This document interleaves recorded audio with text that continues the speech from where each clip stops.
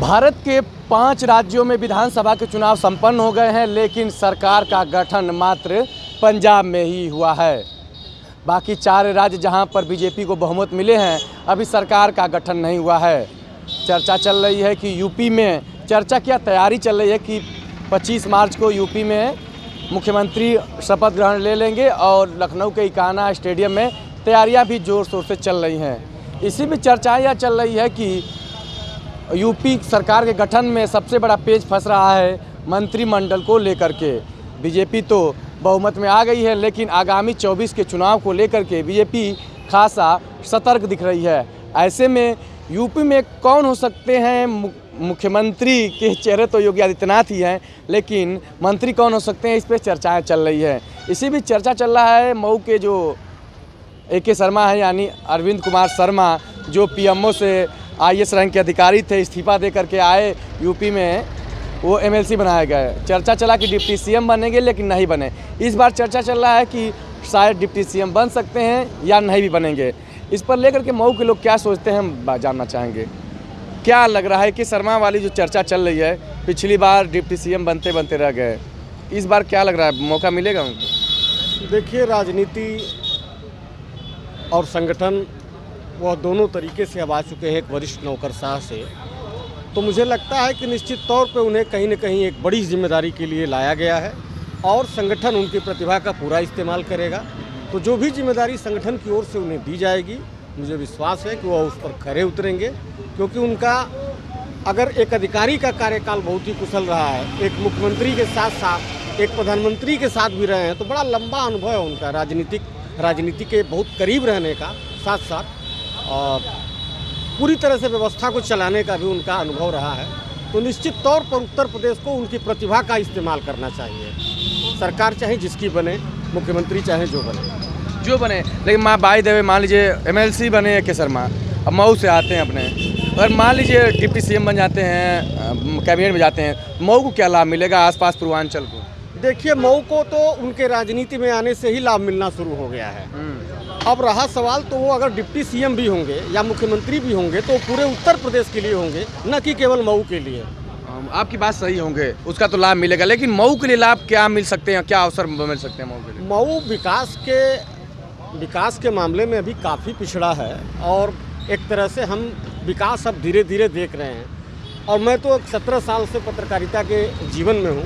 एक बात बहुत साफ तौर पे कह सकता हूँ कि इन 5-7 वर्षों में जितने विकास के कार्य दिखे हैं, उतने शायद मैं तो नहीं देखा था 43 साल में किसी सरकार को करते हुए। देखें, इस बार विधानसभा के चुनाव में जो है कि मऊ के 4 सीटों पर 3 पर सपा का गठबंधन जीता है और 1 पर बीजेपी।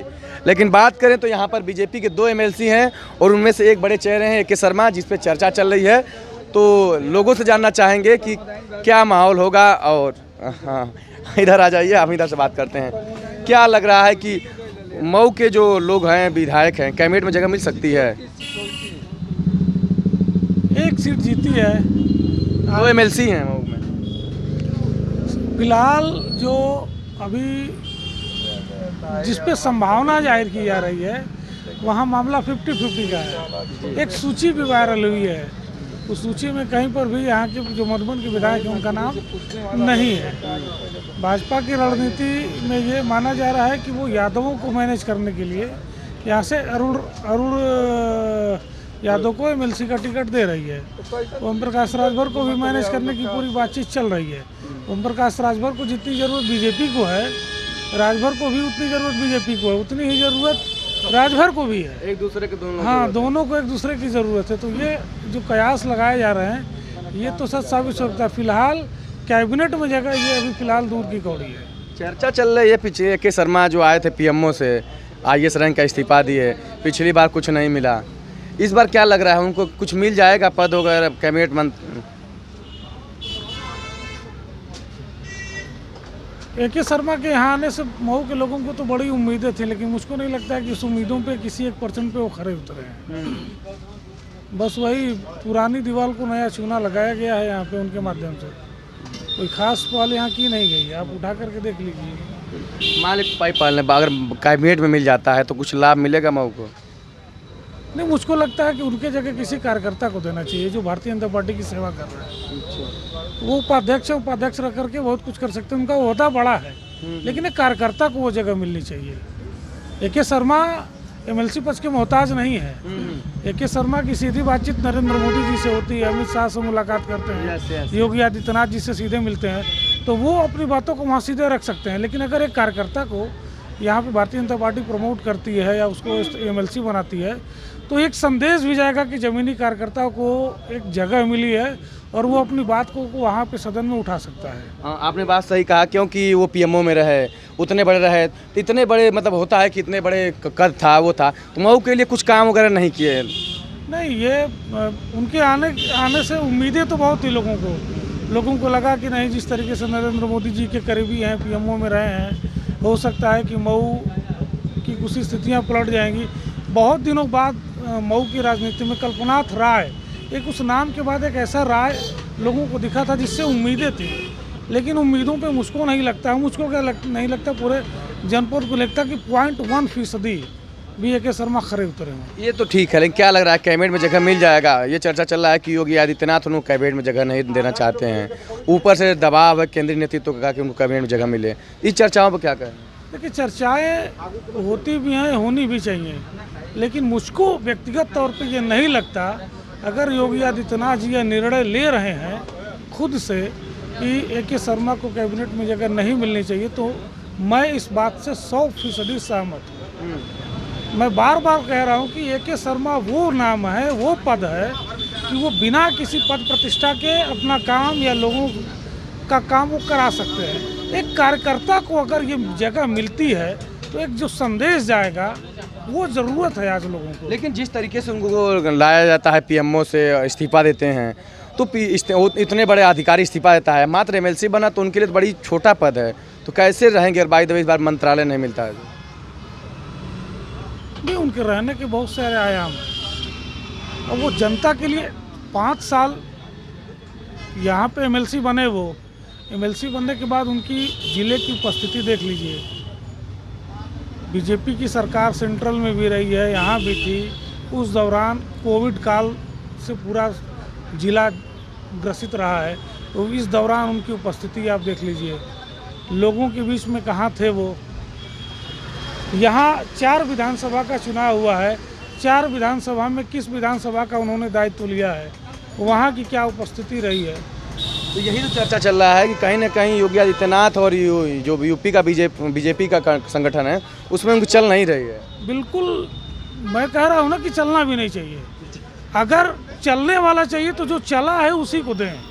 तो ये आपको लग रहा है क्या कि स्टेट और केंद्र में मतभेद हो जा रहा है? नहीं, मतभेद नहीं हो रहा है। 2 चीज़ तो साफ समझनी चाहिए कि 2017 का 312 मोदी जी का गिफ्ट था योगी आदित्यनाथ को, ये 274 योगी जी का ही है।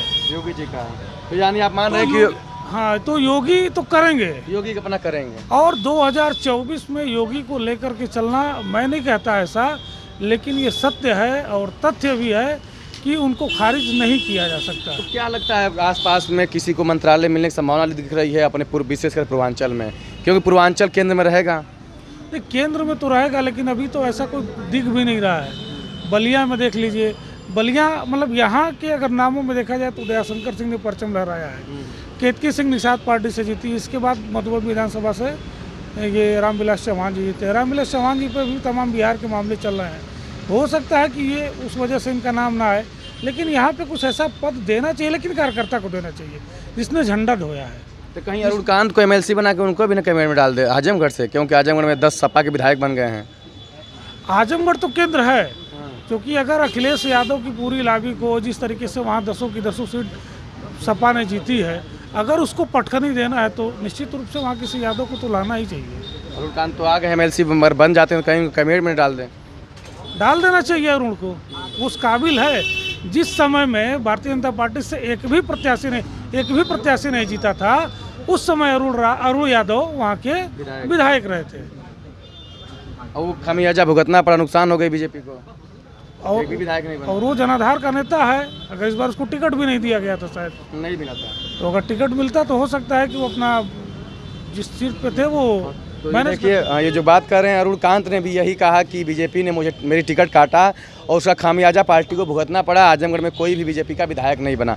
लेकिन सबसे बड़ी चर्चा यही चल रही है कि योगी के कैबिनेट में पूर्वांचल के आजमगढ़, गाजीपुर, मऊ, बलिया के कौन चेहरे स्थान लेते हैं। इसके साथ साथ जो सबसे बड़े चर्चे के केंद्र में हैं एमएलसी ए.के. शर्मा। क्या ए.के. शर्मा को इस बार डिप्टी सीएम बनाया जाता है या कैबिनेट में स्थान मिलता है, या पूरे चर्चे के विषय में बना है। लेकिन सबसे बड़ी बात यह है कि अगर ए.के. शर्मा को कैबिनेट में जगह नहीं मिलती है तो कहीं ना कहीं जो सेंट्रल और जो स्टेट में जो कहीं ना कहीं आपसी सामंजस्य का तालमेल नहीं दिखेगा। ईटीवी भारत के लिए अभिषेक सिंह, मऊ।